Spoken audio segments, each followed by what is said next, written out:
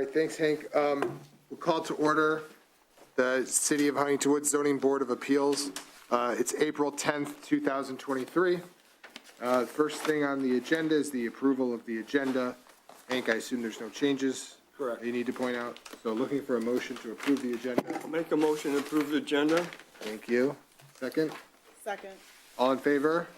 Aye. Aye. That was unanimous.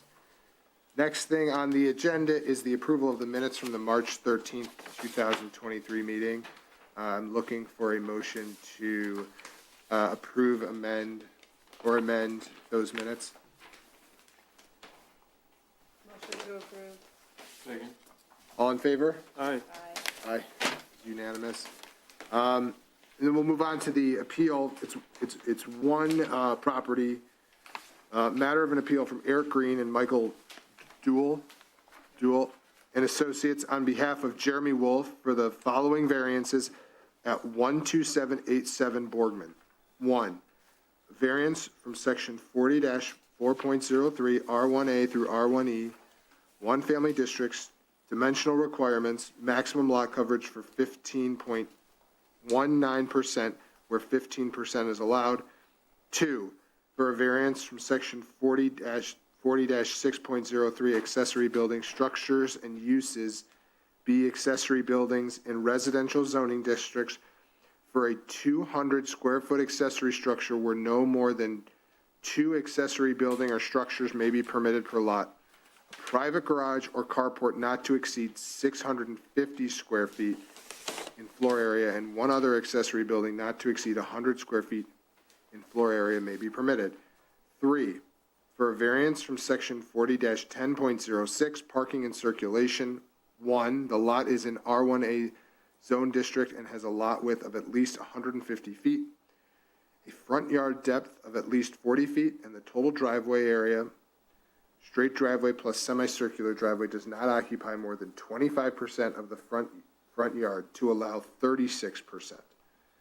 4th, for a variance from section 40-10.06 parking and circulation. 2, the semicircular driveway shall not exceed 10 feet in width, requesting 18 feet, with each curb cut opening not to exceed 14 feet in width to allow a width of 18 feet to the west approach existing and the 20 feet to the west existing, with the driveway sizes to appropriately meet. I turn it over to the applicant for any remarks, presentation, etc. All right. Speak from here, go there. If you can go up. Whatever you do, just speak into the Yeah. microphone. Good evening. My name is Ari Green with Ari Green Design, 2560 Walcott, Ferndale, and I design the house and the site plan, etc. We're asking for variance for the lot coverage and the accessory building, which one is driven by the other. When we ask for 200 square feet for accessory building, that's basically drive the lot coverage over the lot coverage that allowed. And basically, if we keep the accessory building to the 100 square feet that's allowed, then we don't need to have any variance, not for the lot coverage or not for the accessory building. Now, the reason for the accessory building that we're asking for is basically to house the pool equipment. As you know, pool equipment is loud. It's not very pleasing to look at, and for the homeowner and for the neighbors. So we would like to put a pool equipment, which usually, if you don't know what it looks like, it kind of looks like that, and you probably saw it in other houses. So we would like to house it inside the accessory building. By doing that, we also helping the homeowner to keep the life of the equipment. It's not exposed to the elements, so it's a long life and for the equipment. Now, the way the accessory building is built is into the rear of the yard, off to the side, is be well screened with the landscaping. It's designed with the same design language as the house, so it doesn't look like a shed. It's smaller than 2-car garage, And in generally speaking, for the size of this lot, which is the large lot, we have the same requirement for the large lot as for the small lot that's in the Bronx. So percentage-wise, we are talking about much less of interference. Now, I understand that's the ordinance, but I'm just trying to explain why it makes sense to have a larger accessory building in the larger lot. And if we can see the, Just let me know where you want to be. on the accessory building.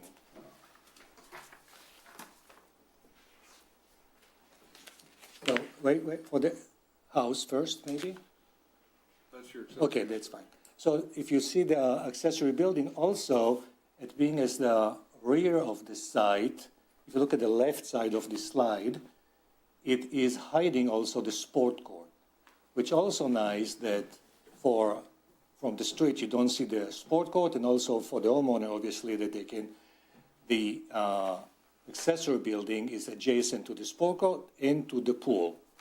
And you can see also the design of the elevations of the accessory building, which use stone and stucco and metal roofing, and it looked like, I mean, it's in the same design language as we're proposing for the house. If we can go back to the design of the house, so you can see the connection. So you see now the same materials, the same design language, that's what we are trying to do. Also, as a side note, is that the lot next door to the west, which is about the same size lot, they have approved in the past a larger accessory building, actually, for what we're asking. So I know that's not a reason to give it to us, but this is just for reference, that you'll be aware of that. That's for,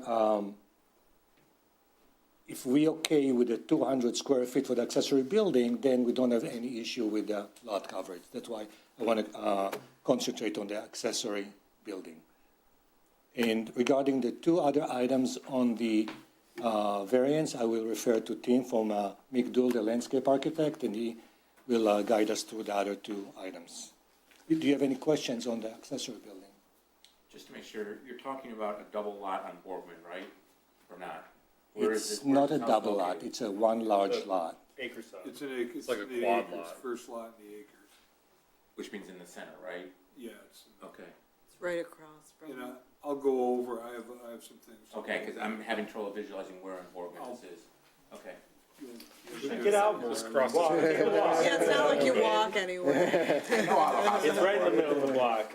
It's, It's across the street from It's where across the the street. newer, Yeah, the new house. their It's the current same with house. the Death Star. Oh, The really? current house is Yes. They ripped all the landscaping out. on the just south side of recently, the road. yeah. Right, the one that was in disrepair. That's Got this it. house. Got it. Yes, Yeah. yes, it's the first house west of the Bronx, of the I know bungalow it. homes. Okay. You know it, yeah. Yeah. Should we ask questions about this one now, or wait till we go? I think why don't you wait for the entire presentation, Okay. because otherwise, let them do theirs, let me do mine, and then you can give your questions, and whoever would be appropriate would answer. Good evening, Tim Shoemaker with Michael J. Dool and Associates Landscape Architects out of Birmingham. So one comment on his, one other reason for putting the pool equipment inside is it does increase the longevity of the equipment, but then it also provides the owner the flexibility to possibly use the spa in the wintertime, because it protects the equipment from snow and then puts less stress on it when it's colder outside, and the spa is elevated, so it could technically be used while the pool is winterized on its own system. So just an extra perk for the owner there. But today I'm here to talk to you about the increased driveway.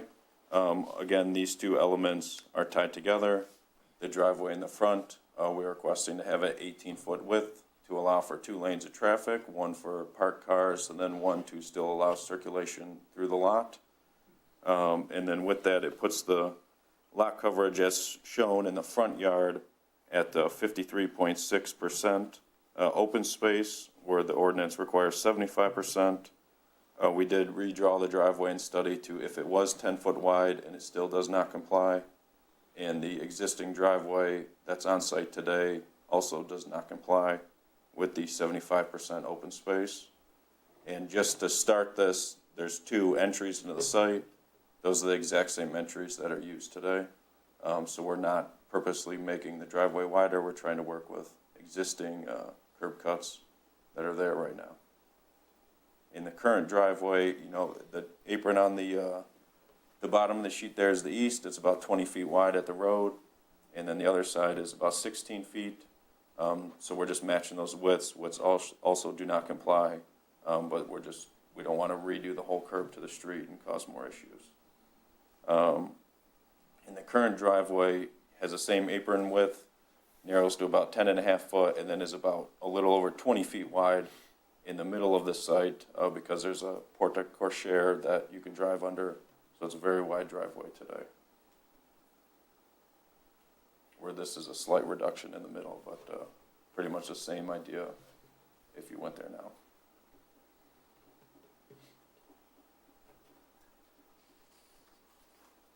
Any other questions? Mr. Chair, if that's what they want to do, of course, they're certainly welcome to come back after I do Yep. and then if it's the pleasure of the chair, then I'll go next. Yeah, go ahead, Hank. And- Unless you have anything, sorry. One more note I forgot is so if you look between the driveway and the road, there would be a pretty heavily planted landscape island, right there. And we're thinking that would be bermed up to where it'd be about 2 foot high from the asphalt, so when you're driving by, all the landscape will pretty much block the view of that driveway. And like the 5 dark green circles, those will be evergreen trees surrounded by some perennial landscape plantings. And then on the top side, there'd be an evergreen hedge across the whole front door area with a large canopy tree on the west end there. So it would be pretty substantial and not just lawn in that island to help conceal any views from the road.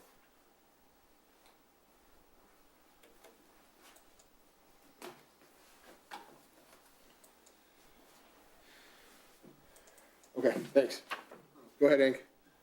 Thank you, Mr. Chair. What I would like to do is just start and go through a few things on here because there's probably a little bit more information that would be helpful for you.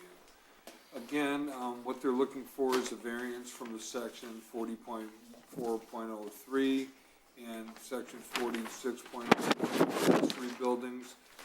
They're looking for 200 square feet where 100 is allowed. They're looking for 15.919 square feet where 15% is allowed. I put those two together because they go together. And it's driven, but one's driven by the other. So if you have the accessory structure at 200 square feet, it's going to be over. So, and that takes it to the 15.19 square feet. 15% is what's allowed in the R1A district. So again, the lot coverage variance is sought as a result of the accessory building area. The lot allowed coverage is 15, the proposed lot coverage is 15.19, and they're asking for an additional 0.19, which is actually 66 square feet. And that thought may help you determine the minimum necessary requirements because you're looking for 66 square feet out of 34,595. Part of this issue centers around us having a sliding scale for the houses, but not the same for accessory structures.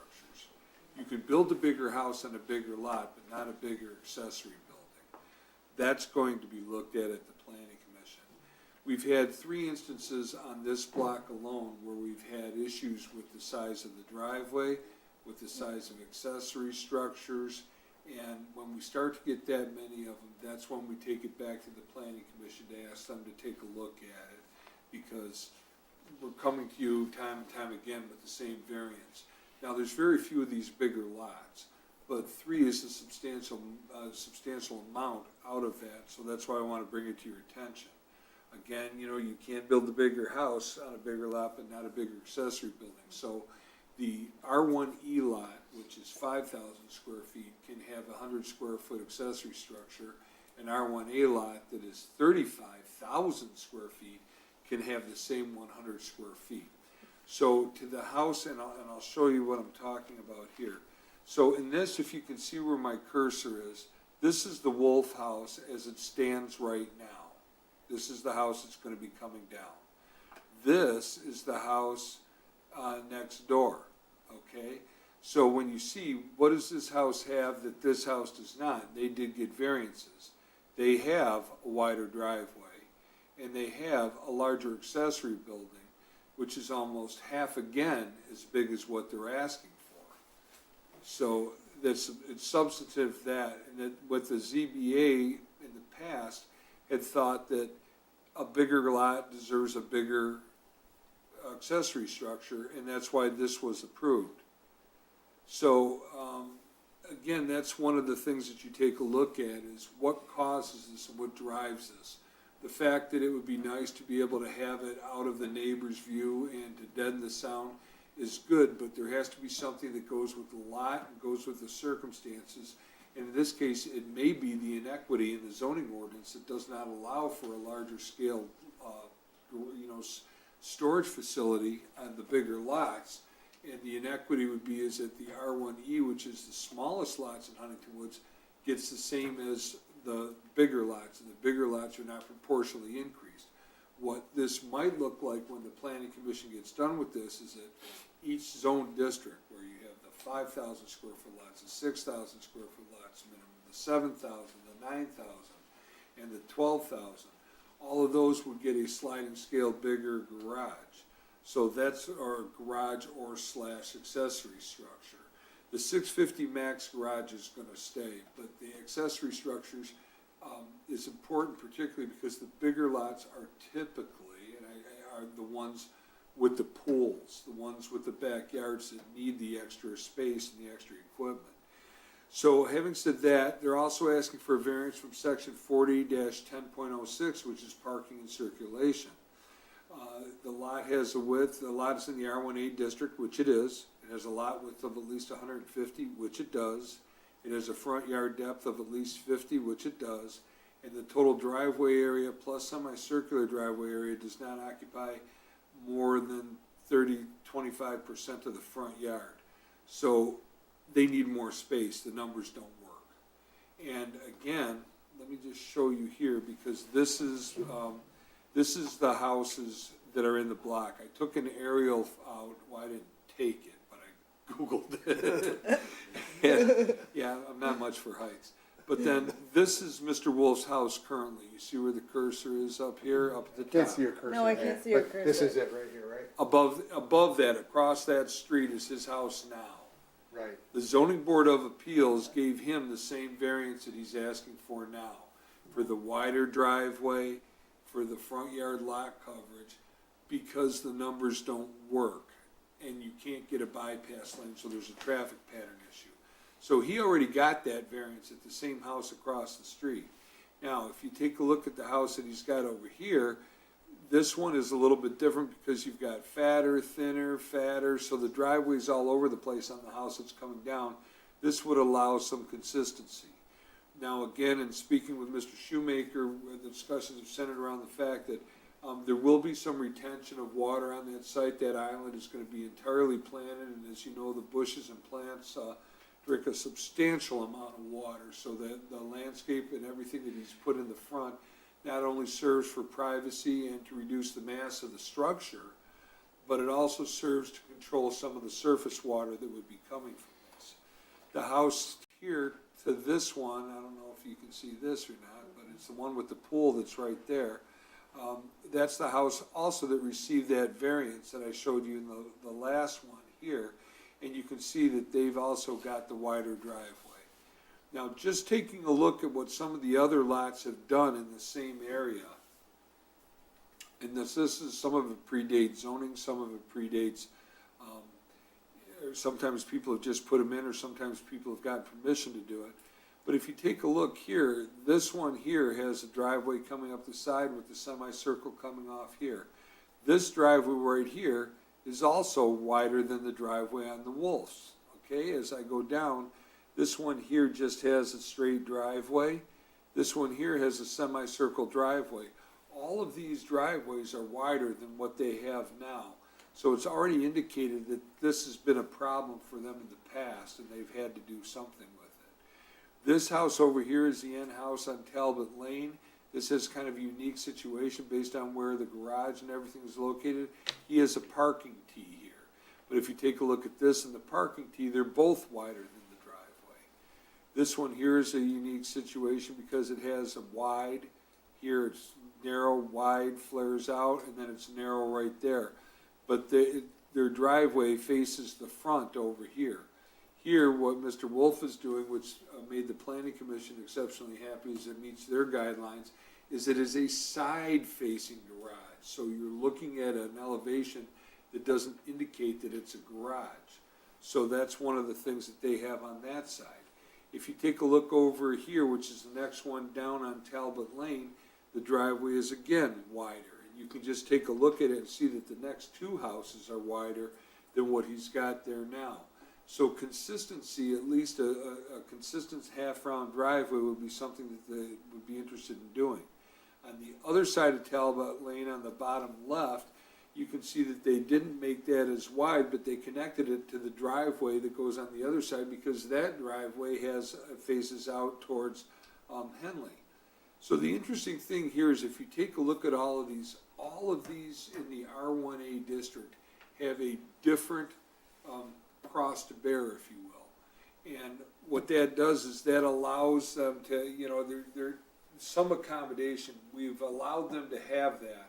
So the two things that they're going back to the planning commission are, one, the width of the driveways and the percentage of the lot coverage, because those two go hand in hand for the front. The other thing that's going is the accessory structure on a sliding scale and a corresponding lot coverage for the R1A district. And the reason for that is because they go hand in hand. So the two variances really go hand in hand. If you're going for one, the other comes into play. So those are the things that we have there. Now, the variance number 4 is, again, it's for parking and circulation from 40-10.06. The semicircle driveway shall not exceed 10 feet in width. They're requesting 18. Here's the thing, you go to Kroger, you go to Myers, you go to any one of these spaces, the spaces are at least 9 by 10, or 9 by 20, I'm sorry. So 9 by 20, 18 is 2 spaces. That gives you a place to park and it gives you a bypass lane, assuming you can pull through. Now, that's not being generous, that's allowing you to squeak by. If you've got 2 Chevy Tahoes, it's not likely that you're gonna have an easy time with that. If you have 2 cars, you'll be okay. So are they asking for a lot? Well, they're asking for more than what you would get, but the functional aspect of the driveway, which has previously been demonstrated and 2 times given a variance to, does come into play. So you're going to have to think about how that applies in your head to what this whole process is. So the other thing that's kind of unique with this is that if you take a look again at this, and I wanted to put this out here because it gives you a little bit more, another look at where all these driveways are, because this is where you see them. Everybody's pretty much got a circular driveway here. So that's how really that's going to go. Now I wanted to address the criteria. 1, special or unique conditions and circumstances exist which are peculiar to the land, structure, or building involved, which are not generally applicable to other land, structures, or buildings in the same district. You can see that all these houses were built different, and as a result, all their driveways are different with the same thing and the same problem that's a recurring theme. They don't typically work. So that's how you might consider this and say, well, the lot is exceptionally large and the lot next door was granted a variance for a larger accessory structure. And they were allowed to exceed the maximum 100 square foot accessory building by 300 square feet for 400 square feet total, which is essentially a second garage, for the construction of an accessory structure, and that was 12909 Boardman in 2013. The quote there is directly out of the minutes for that meeting, and I've supplied you with the minutes for the other 2 variances so that you have an idea. 2, the variance will not be injurious to the neighborhood or otherwise detrimental to the general welfare. A lot of people have looked, a lot of people have kicked the tires, wanted to come in to see the plans, want to know what they're doing. Most of them, with all due respect, are ecstatic that the house is coming down that's there now. So that's been kind of a problematic house for us, and this is what they're offering up as a thing. Now, again, I just want to be clear. The owner of this house and the proposal house here lives across the street in the white modern house that you see that's there now. They're building this house because their family needs have changed. Excuse me, and as a result, they're gonna build this house, live in the house they have, and then put the other house up for sale. So there's a substantive increase and benefit to the city of Huntington Woods as far as tax dollars and aesthetics for sure. So 3, this is the one where you run into some of the questions. The special conditions and circumstances do not result from the actions of the applicant. While on one hand, in a vacant lot, you wonder about the need. You may wish to consider the bypass lane as something that may become code shortly as it's being sent to the planning commission for review, and the oversized accessory structure is 100 addition, is 10 by 10 addition to the one that they have that they're entitled to by right. They get 100. They have more space. They're only looking for 66. So that's one thing that you want to consider, and that goes for the minimum necessary. And there's not being a sliding scale for accessory structures may impact your decision. Here's the deal with this. You have to decide whether or not this meets the criteria for granting a variance, dimensional variances, because you've got 4 of them here, and again, you can probably take them 2 and 2, because they're both kind of intertwined with each other. If it works in your head, then you have a place to hang your hat. If it doesn't, then you do not. Again, in 4, literal interpretations of the provision of this ordinance would deprive the applicant of rights commonly enjoyed by other properties in the same district under the terms of this ordinance, that the variance is the minimum necessary. This is a situation where the spirit of the ordinance can be interpreted. As to the minimum necessary, they're asking for the driveway that most other homes in the vicinity already have, but predated the zoning ordinance, and you've seen some of that in the aerial, as far as all the different dimensions of driveways and configurations. The driveway issue will be going back to the planning commission this summer for reevaluation. Additionally, he was approved for the same issue on his present house across the street when that was built. As to the added space for the storage shed, they're asking for 66 square feet on a 35,000 plus square foot lot. The request may help the aesthetics from view as well as help to deaden any noise. Regardless of that, this has to make sense to you. So you have to consider if in your head you can rationalize that it makes that. If it does, then you can vote yes. If it does not, then you can vote no. So that's where we're at with this. If you have any questions, I'm sure that Mr. Green and that Eric and Tim would be happy to answer any questions, as would I. Thanks, Hank. Before we open up for board discussion, I'm gonna open it up to public participation. Seeing and hearing nobody, I'm gonna close public participation on this matter and open up to the board for questions and discussion. If the applicant has any further to add in response to Hank's presentation. I move that we address 3 and 4, the circular lot first. Okay. Discuss those 2. Sure. I have a question, just for context. I mean, Hank, that visual is like really important. Yeah. Because it does show all the circular driveways. Does the ordinance that relates to driveways or coverage contemplate circular driveways? It does only in the R1A district. While you may see some other circular driveways or driveways that come in the front and go out the side throughout Huntington Woods, particularly in the R1B district, which is up towards the hill, R1A is what qualified that, and the reason for that is that because you can make a turning radius on a 160-foot wide lot. If you go up and down this area here, everything's 160 feet plus. So the width is important for that. So, in this, you said the width was 18 feet? 18 feet wide. Now, the width on the width on the coats is 10. There's not one that has a full width out of all that you've seen here that I could say has a width of 10 feet. Okay, is there anyone that has a width of 18 feet in that area? I would suggest to you that the person next door has a width of 18 feet or very close, yes, or very close. And the one across the street definitely has 18 feet because that was approved on a ZBA variance already. And that kind of gives you an idea of how one works and how one doesn't. I mean, is it fair to say that if you're going to have a circular driveway, you effectively need a width of approximately 18 feet if you're going to avoid that congestion? Yes. And The house Sorry. is this a new construction. This is a new construction, and that's why it's important to get it right. So my question relates to kind of the 25% versus 36% allowed coverage on the front yard. So the front yard is created from the distance between the front of the house to the road. So if it's new construction, what other alternatives have they looked at in moving the front of the house back, creating a larger front yard or to offset that? Because the coverage to me is, it's about green space, you know, what's presented to the passersby. I would, from a city standpoint, our front setback in the R1A zone districts is 40 feet. And that's where they put the house. If you go up and down the street, all the way everywhere else, the house is 40 feet. So it would be somewhat inconsistent to move the house back.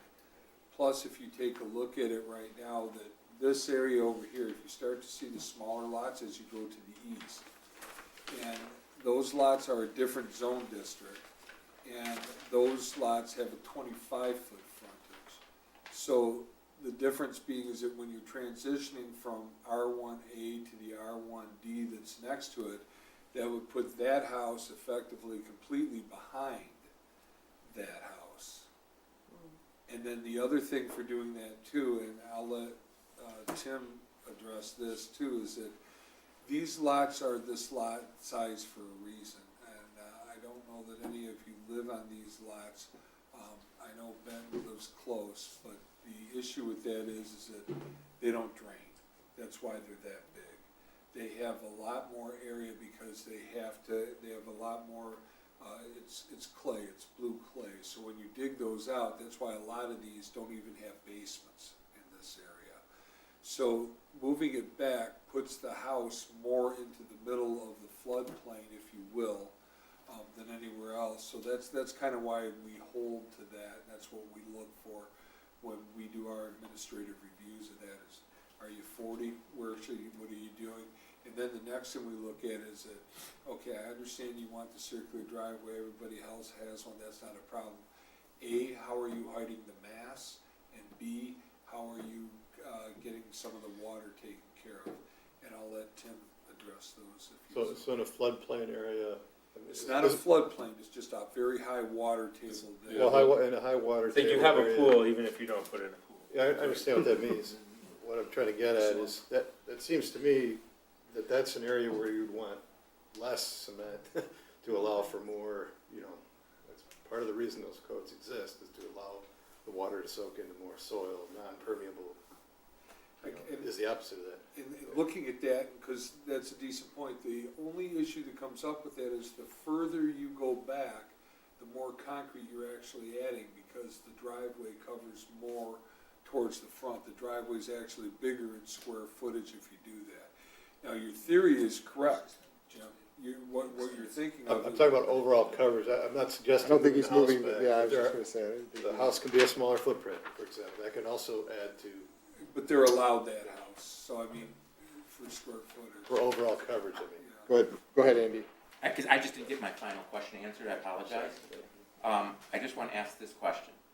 So, if you assume the house is not going to be moved back, you know, it's got the same setback from the road as all the other houses on the street, and if you assume that it's going to have, like all the other houses in this area, apparently, a circular driveway, in your opinion, Hank, is it possible to have an appropriately functional driveway that doesn't create congestion without a width of approximately 18 feet? I will tell you that having considered this in the past, originally when they came for the house across the street, they asked for 20 feet. And the zoning board of appeals said, you know, 20's just too wide. We talked back then about that, in fact, Joe, you might have even been on. I was on board the with this. board then. So what the theory was is that, look, while 20, I get it, is the perfect thing, we went back to the spaces, and that's how we got the 9 and the 9 made the 18. And at that time, that satisfied the zoning board of appeals. Can you do it with less than that? Think of 2 parking spaces. When you pull into a space, and like you pull into any place, Those are 9-foot spaces typically. So how close is that guy to your door, and how close are you to his car when you get in and out of your car? And how comfortable are you pulling in and out of those spaces depending on what vehicle you're driving? Or That's- pulling around, Yeah, exactly. pulling around the car, yeah. That's where the mindset was at with that. You know, correct me if I'm misstating anything.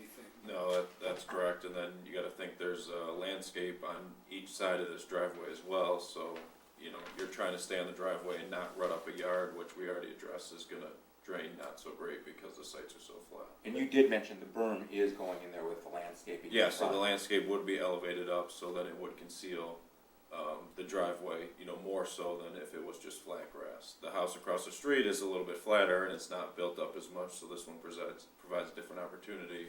And he wanted more screening this time specifically, contrary to the other one across Go the ahead, street. Bree. Have you considered, oh, sorry, go ahead. I just had a question. So, I mean, there's this really big, long driveway that's gonna go up to the garage, and Yep. that is gonna be the 18 feet.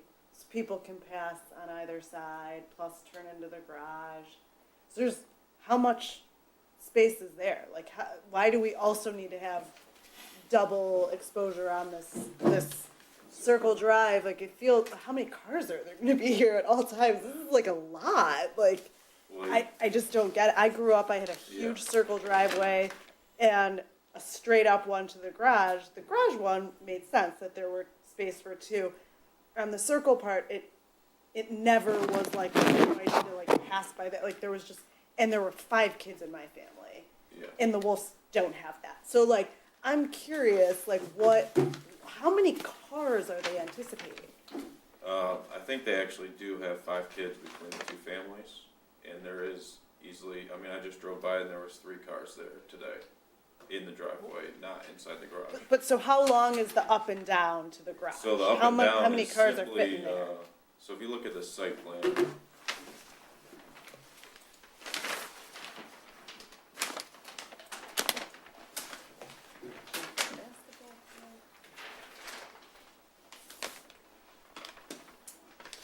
so if you can zoom in on the garage, Hank, if that's possible.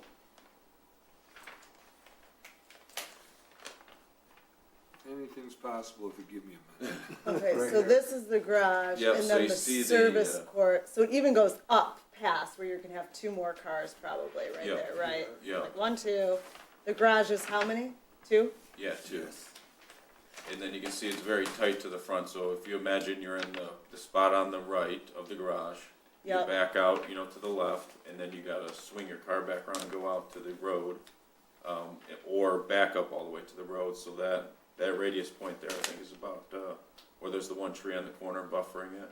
I think the driveway there is about 18 feet wide, That guy? like this width right here Oh, is also 18 foot wide, and that's Okay. because this car is tight, you know, it's gonna back up here, and then it's gonna swing back out that way, so that's pinched back to allow for cars to get out of that drive, and this garage is, you know, really tight here to turn in with the landscape. This is maximized out, this is only about 18 inches, so there's not a lot of wiggle room. You pull in here, back out here, and we could have pushed the driveway wider, but we purposely pulled it in a couple feet to allow for landscape buffer, because this house is so tight to the property line. So we did lose a little space in here. I think this is like 28 feet, which at a bare nuts minimum you want 24, and that's even tight usually in lots this size, which are say Bloomfield Township, Bloomfield Hills. We're looking for ideally 30 feet plus to back out of the garage comfortably. When you're in a parking lot, you back out of a spot that's usually 24 to 26 foot wide, and that's, you know, pretty tight, and then you don't always have another car behind you. So this is just more comfortable, and then the 18-foot width that's the scale that almost every new construction house is in other communities. that's like the common Even size. straightforward, like the ordinance specifies 10 feet, almost anywhere we're going a minimum of 12, probably 14, just for any driveway that's not just a straight pull in and out. So even like Birmingham, where it's small lots, they're wanting 12 foot wide because these larger vehicles, you know, like a Tahoe, you know, that needs all the 10 foot just to get through comfortably. And then you add in these tight radius. This is really the hardest point, and the dilemma we got into with the zoning board of appeals last time, is this is really a pretty tight radius to turn in here. So this is 16 foot here and then expands to 18. If going 16 to 10, you know, it starts getting pretty tight, and then you add other cars, you force someone to back out from here, it's really not ideal. And then same thing, this side is 20 foot to 18 foot right here, this is existing apron footprint, so we're just matching that. And if you look at the house across the street, we redid the aprons, where we pinched this one in, but that doesn't work as well, and then we have to recut the whole curb in the street, re-pour a whole section. That's a lot of unnecessary work to the existing city infrastructure there. Got it. So this part is just kind of circulation for the garage only, and that's pretty tight. You know, I mean, it's comfortable, but it could be bigger for sure. And then this is just to meet the radius. This is about 20-foot turning radius right here, which I'd say is the minimum for comfortable turning in a car. Mr. Chair, if I could ask for a quick clarification. Sure. Art, how many square feet is the garage?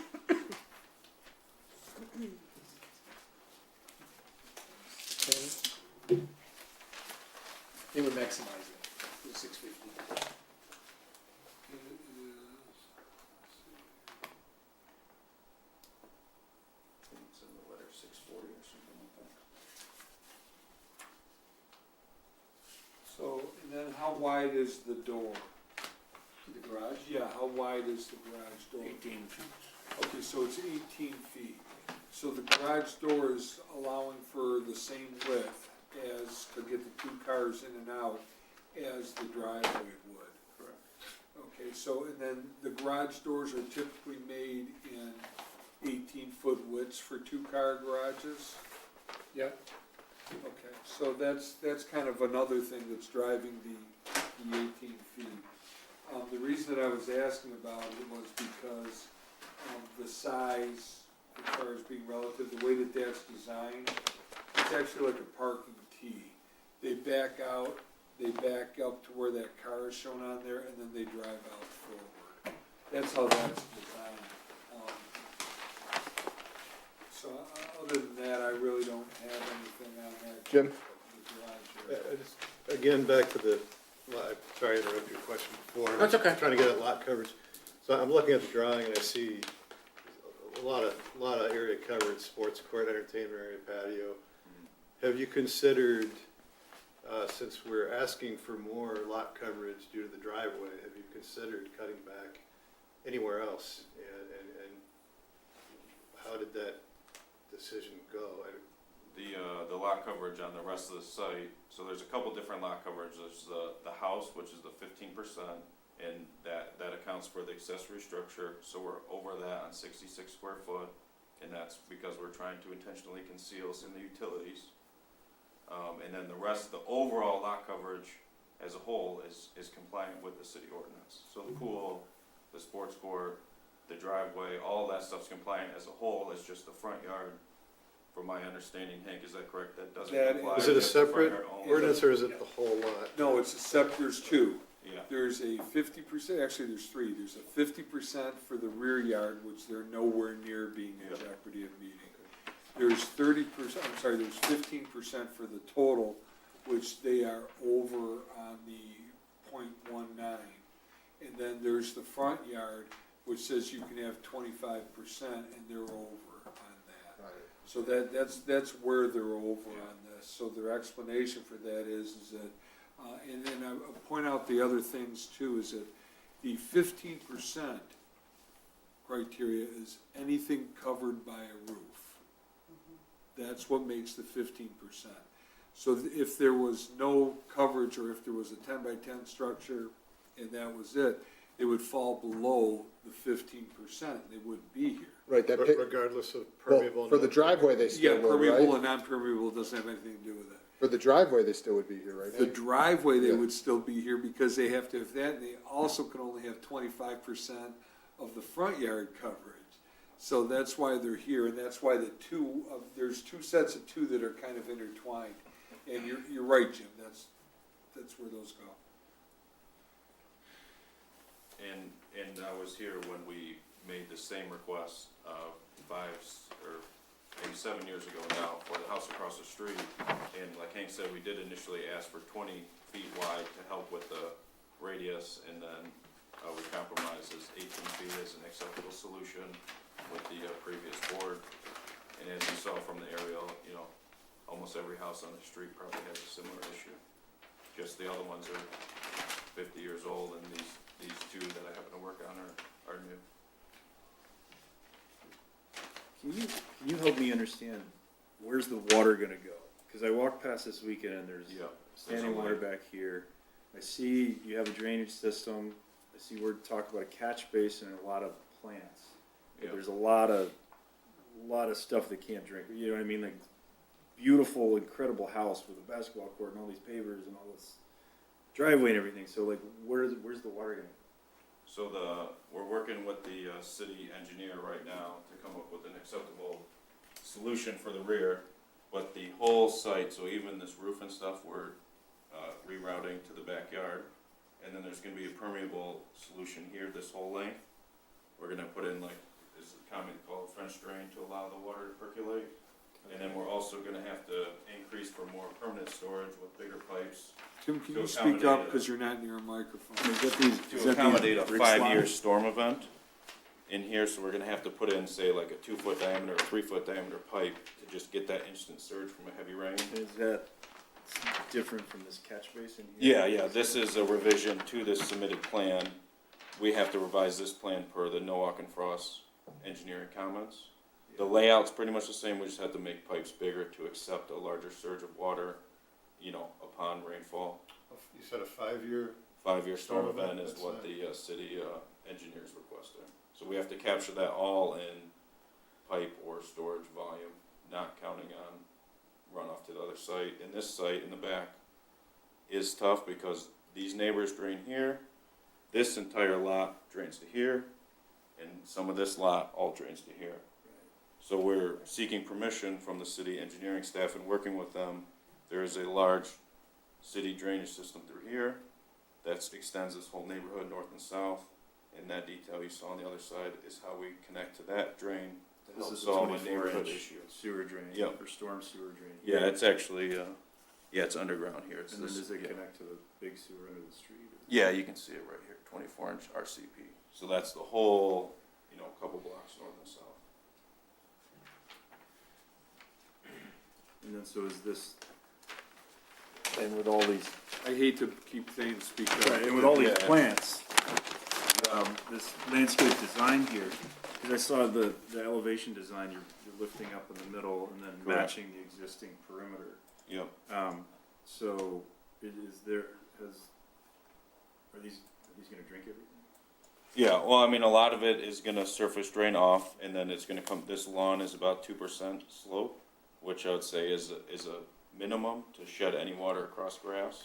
So this is a long way for that water to It's going travel. this direction.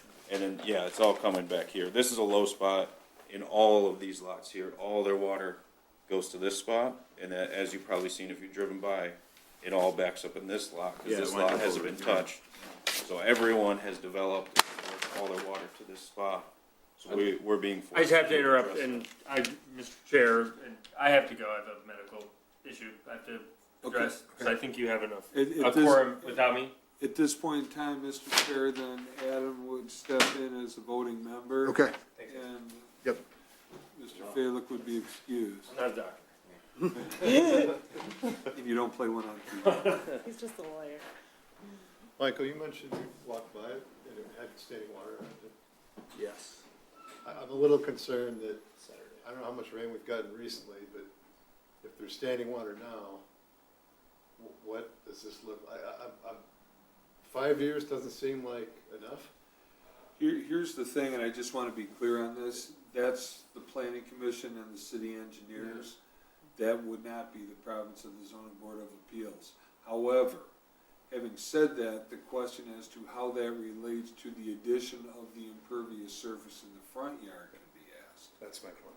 Okay. Because where they're looking at, where most of this water problem is in the rear yard. Well, it's the front yard and the overall 15%. They both contribute to standing water. Well, the rear yard is, what he They was, say drain separate. the rear yard drains separately from the front yard. I'm more concerned about the rear yard drainage than, Yeah, and that's not anything that's. right, but that's gonna not, that affect doesn't, the ZBA. Yeah, I mean, I'm not saying I'm not concerned about the front yard drainage, but all those lots that are those size have, you know, I live on the dead end, and when you go back to the lots, on Lincoln, and the large lots on Lincoln and Nadine, that they have the same issue. If you go back in those woods, they're all, It seems like every time we get a house in that area, this is brought up. I mean, even if it's not directly related to the flooding issue or the water But issue, it's, I it's mean- brought up. Yeah. But I think it does relate to the first variance of 15.9% overall, because the overall coverage affects the overall permeability of the yeah, lot. but the 15.19 is only because of because they could build a bigger house, right? It just, No, they're They're done. maxed They're out. maxed Okay. The thing is that what they are actually over is 66 square feet. Okay. They've maxed out, if they took the 66 square feet off, they wouldn't be here for that. Okay, that's. the And if they didn't one want to issue. house the equipment, they wouldn't be here. If they didn't want to house the equipment or feel a need to house the equipment, they wouldn't be here. So, How big is the equipment? What's the footprint of the It's probably equipment? gonna need about, usually it's a 4x10 or say 5x8 space. The shed is 10 foot wide, so it's gonna be more about 5 foot by 8 foot space, but then needs a little air circulation and then different setbacks for the electrical panels, to allow access and maintenance. So about half the shed, the 10x10 is really what you need for access within the structure. And then the other I think you half will just be- told me it's about 40 square feet for the equipment, and you've Yeah. got about 100 square And feet then to the access. circulation. Yeah. But then that's the thickness of the walls and stuff too, because we're talking outside dimensions. Okay, is it okay if I ask a question? Yeah, go ahead. Just in terms of process, because I'm just thinking about the drainage issue. Correct me if I'm wrong. If we were to approve the plans as presented to us, the city engineer would independently look at everything to make sure that he is satisfied with drainage and it is not a problem, correct or incorrect? nothing, you're correct. The city engineer, nothing will be issued a permit until the city engineer is satisfied that the water or any runoff from the property or anything, and that the water contained on the site meets all the criteria necessary for the city of Huntington Woods, and also common sense, because we've been having a lot harder rain events than an ordinance can provide for sometimes. That's why, as Tim was alluding to, that a pipe 3 feet in diameter, that's a pipe like Right. this. So my point is, So, and I'm making this kind of, before I was making it rhetorical, but now I'm just gonna suggest it. We can be assured that if we approve it as presented to us or requested, that the city engineer is gonna make damn sure that drainage on this property is not going to be an issue. you can approve it pending successful resolution with the city engineer for the drainage. Is the city engineer applying the 5-year standard? Is that applied across the whole city, or is that?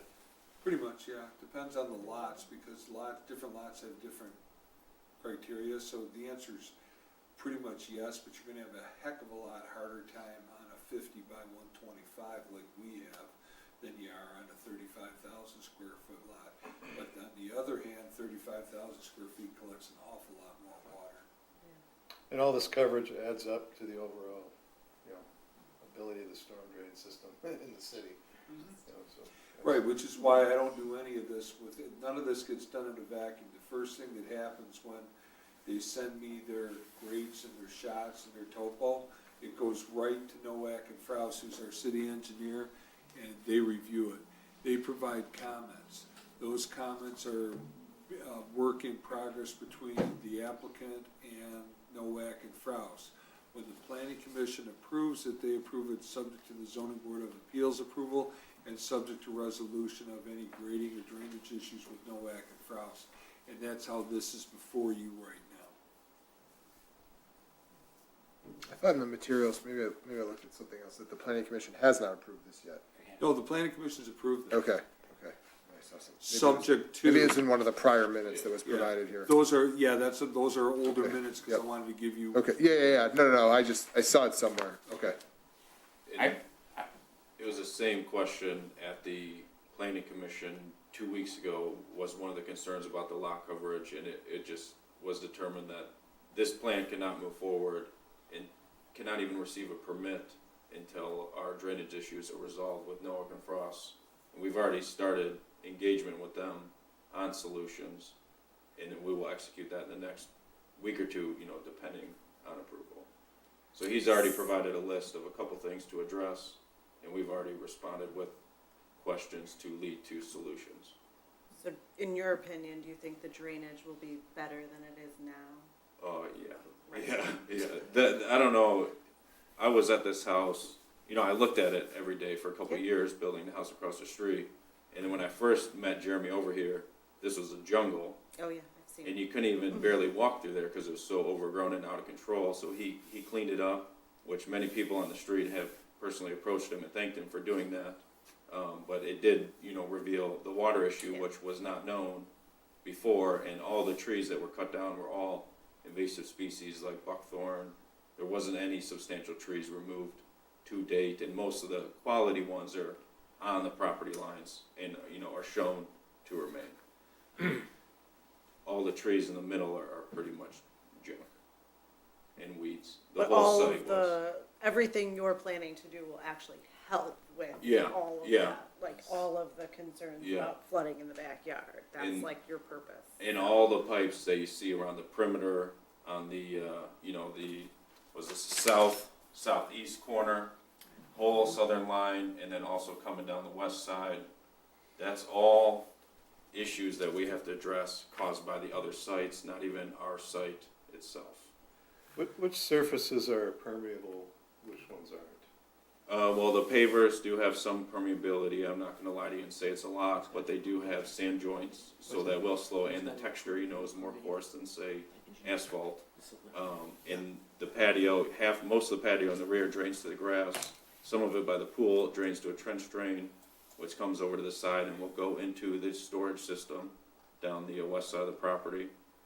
And in the front, the material for the driveway is not fully selected yet. It's either gonna be asphalt or an exposed aggregate concrete.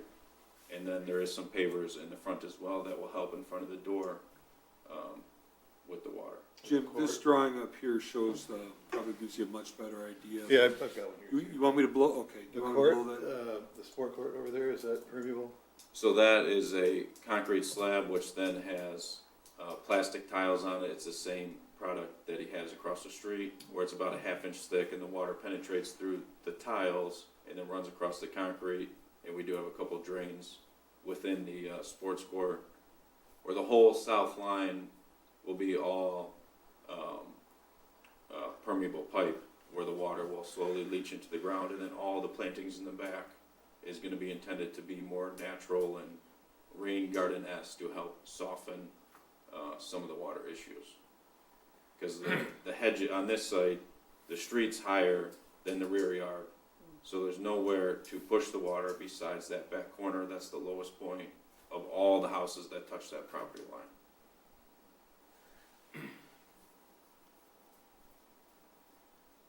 Mr. Chairman, at this Oh, point, I'm yeah. willing to make a motion Okay. if people feel ready for it. Any, Do we want to discuss the accessory building at all? I feel like. I thought they were taking two, I thought you well, were. yeah, Oh, are we is doing it just two? the I was motion gonna on the do driveway? both. Well, then I'll address the accessory only because I personally am satisfied that the overage is so small, and that when you take into account the overall size of the lot Yep. and the benefit to the community and the neighborhoods by having this, enclosed and not visible, to me, I'm fine with it. So I was gonna make it all part of one, but if you don't want that, that's fine. I'm Oh, I'm- begrudgingly fine with it. I'm not so happy about lack of permeable surfaces. That could help significantly. Well, what I'm gonna say in my motion is what Hank suggested, that our approval would be subject to required approval by the engineer to ensure the city engineer proper drainage, because it's a concern of everyone on this board about the drainage, but we're not experts in that. The city engineer is, and, it's very important that that issue is addressed. I think there's two parts. I mean, to talk only about drainage is the second half of the problem. The first half is, how do you have less to drain by having more permeable surfaces, right? That's the point I'm trying to get at. We don't have a drainage problem if we have less surface area covered and we have more natural, you know. And you're right, I don't want to confuse the 15.19, the 15% overage. That's under a different thing, that's counted by everything covered by a roof, and that's for the total lot coverage.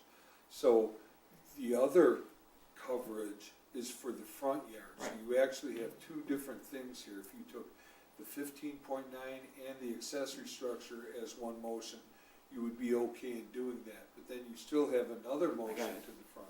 Okay. Yeah. So you wanna do two motions, Mr. Chairperson? Or do you wanna do it one?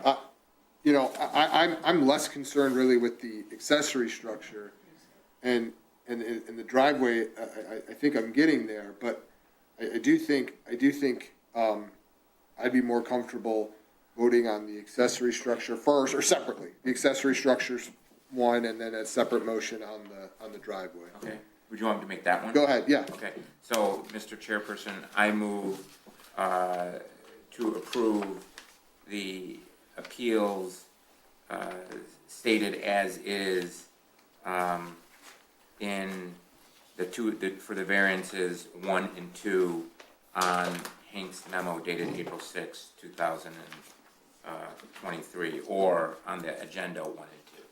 April 10th. April 10th. April 10th. Well, I'm just looking at the memos. Oh, he sent the one. Like I said- Sorry. Yeah, or the agenda, whatever one. Yeah. It doesn't Before we matter, move the to same. vote, can I ask one question? Sorry. Sure, yep. Have the neighbors been talked to and? We've had extensive conversations with the neighbors at the planning commission level. The reason I surmise that most of them aren't here tonight is that their questions were answered. We did have people show up at the planning commission. We also did have people come in and look at the plans. But we had nobody that apparently felt the need to do that. And I have no communications on this. I did at the planning commission level. Were there any concerns in that meeting over adjacent lot flooding due to this construction? No, there was less concerns actually, because once they were explained what was going to happen on this lot, it's a significant improvement from, with all due respect, the Zika and West Nile Fest that was there. Would help drain the whole area. So, yeah, so I mean, they were actually, whether or not they understood the specifics of what was going on, that I can't speak to. But that was the general thought process that we encountered with this. Okay. And really, the drain of the detail you pointed out in the back corner, that's gonna tap into the line that's really a neighborhood solution, not so much a solution for this lot only. If you look at the adjacent lots in the topo we provided, all the adjacent lots on those three sides all drain to that same exact point. So it's a leaving multiple sites at once at the expense of Mr. Wall. Okay, we have a motion on the table for variances 1 and 2 as presented on the agenda. Do we have a second? I'll second it. All in favor? Aye. Aye. That's unanimous on appeals 1 and 2 on the agenda for this evening. And now I'm looking for a motion on variances 3 and 4 or further discussion on those matters. Just to get it going, I'll make a motion to approve variances 3 and 4, subject to the review and approval of the city engineer to address the permeability issue as well as the drainage issue. I'll second that. All in favor? Aye. That passed unanimously as well. Okay. Thank you. Thank you guys. Any other business, Hank? I do not, but I did want to let you know that what I would like to do probably sometime in May is to set up a joint meeting with the Zoning Board of Appeals and the Planning Commission. I'd like to get some thoughts out. It may be actually end up being June, but where we keep seeing repetitive issues come forward like this, so that the Zoning Board of Appeals can maybe impart their thoughts to the Planning Commission. It would be on a Planning Commission night. And, so where the concerns they have, because everybody here had the same concerns. Right. That nobody was different. But yet we're seeing this again and again, so that maybe there has to be a certain way to do this. Maybe we can go with the 18-foot width as code, provided X, you know, maybe there's a thought process that could go into that.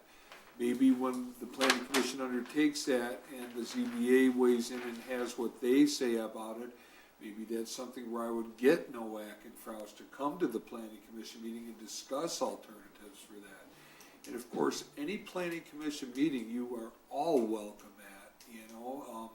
I would encourage that because you ultimately deal and interpret the zoning ordinance.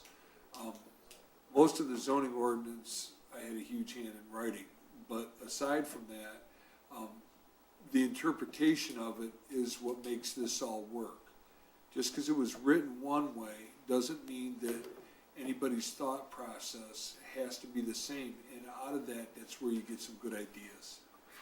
I'd like to see some, you know, when we, it happened today a couple of times, when we review, you know, this one, we have to separate the front yard from the rear yard. I was one of the houses that got flooded a few years ago, and with everyone else. Everybody yeah, else. one of the many, right? But, and I look at it and I say, okay, if we keep covering 10 square feet, 20, 50, 60 square feet, the system's already full. It's got nowhere to go. You know, what is the strategy? How do we get some of that back? You know, perhaps we could have a standard for sport courts that are permeable only or something like that, you know? Oh, I mean, and the 5-year storm is, don't we have one of those every year now? Right? Like, Correct. 5 years is really short. It's really short. I think that, what we want to do with that is realistically, I'll communicate your thoughts and processes to the planning commission. I would like to have a joint meeting where not only this, but if there's other things that you keep seeing and it keeps happening, you as the zoning board of appeals should have some input to the planning commission as to, hey, you know what, let's look at this. Because we keep having this. Like here, we keep having the 18-foot wide driveways. Okay, so then we should look at it. Either it needs to become the norm or we have to find a better mousetrap, one or the other.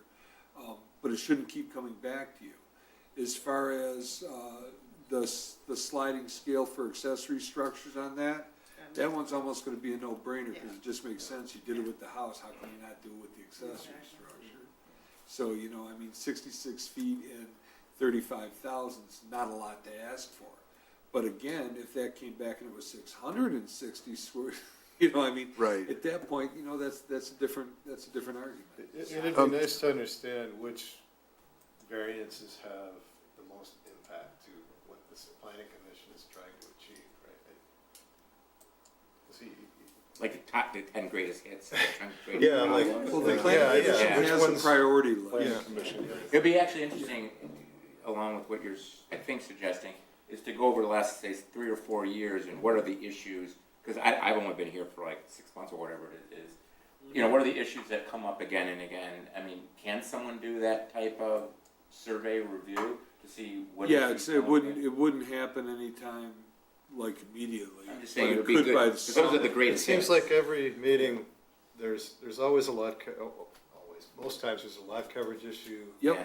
There's this discussion on permeability and coverage, and if we're losing, you know, 1% per approval, that adds up. No, and And I wanna know what the planning commission thinks about that. you know. There was one recently where I said we definitely need to figure out what really is our standard. Like, if someone wants to go over the square footage max, and the reason for that is because you want to be able to help your elderly Aging parents parent. in having a place that, I mean, is that too squishy to be able to go over by a large amount?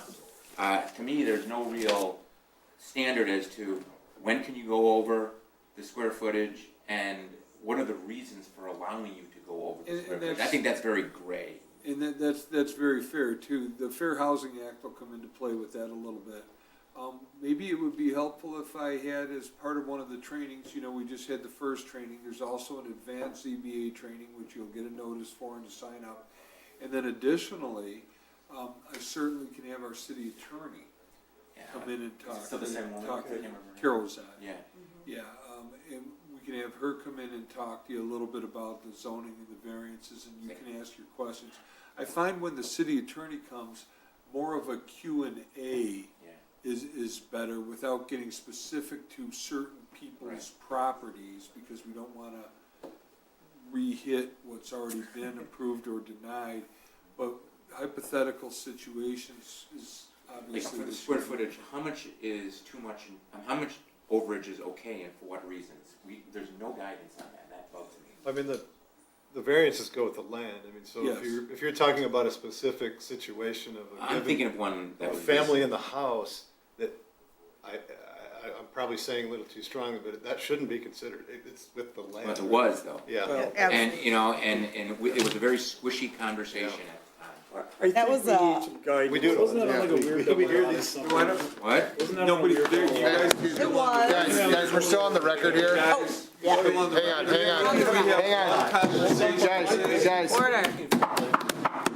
We're still on the record here, so if we could have one conversation, that would be helpful. Hank, are we still having that second meeting in April that you emailed right. about a couple weeks That's ago? gonna be next week, you're gonna have that, and, that was a very unfortunate situation. I thank you very much for the accommodation. Agendas for that one will be coming out this Friday. Okay, great. I'm gonna open it up to public participation. Seeing and hearing nobody, I'm going to close public participation and looking for a motion to adjourn. Make a motion to adjourn? Second, all in favor? Aye. Aye. Thank you. Thank you, Hank. Thank you.